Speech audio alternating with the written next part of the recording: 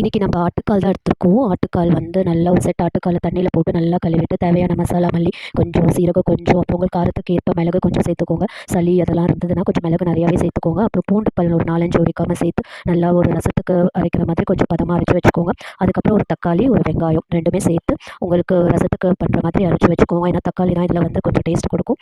அரைச்சி எடுத்து வச்சுக்கோங்க. அதுக்கப்புறம் இதை வந்து நீங்கள் ஆட்டுக்கால் வேக வச்சு தண்ணி ஊற்றி வச்சுருக்கீங்களா அதில் வந்து இதை நல்லா போடுங்க.